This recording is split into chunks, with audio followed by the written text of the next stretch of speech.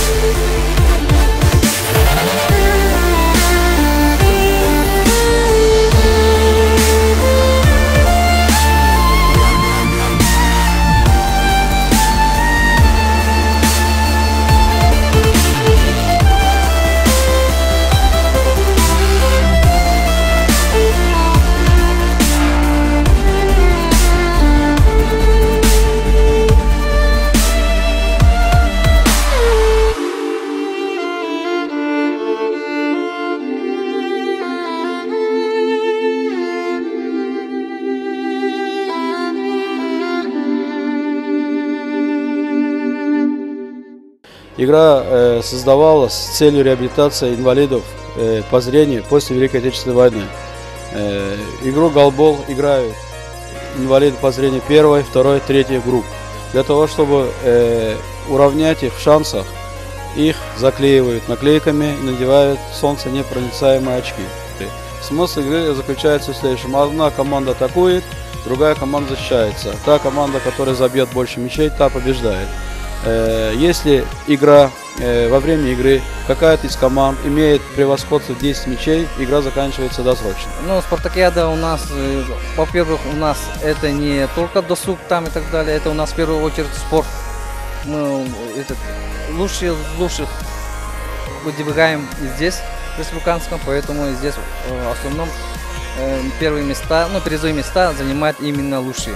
Поэтому тут, конечно, какие-то есть стимул на Олимпиаду, там паралимпийские, сурдоолимпийские и так далее. Ну, у нас надежда есть, что от нас кто-то пойдет на эти игры. Ну, главное здоровье. Вот этим инвалидам это главное здоровье. А как давно вы принимаете участие, ваша команда принимает участие в Спартакиаде? Ну, это уже 8-я Спартакиада. Ну, постоянно 8 лет, поэтому мы постоянно 2-3 место занимаемся. Со стороны участников Спартакиады нарушений не было, и участники все довольны.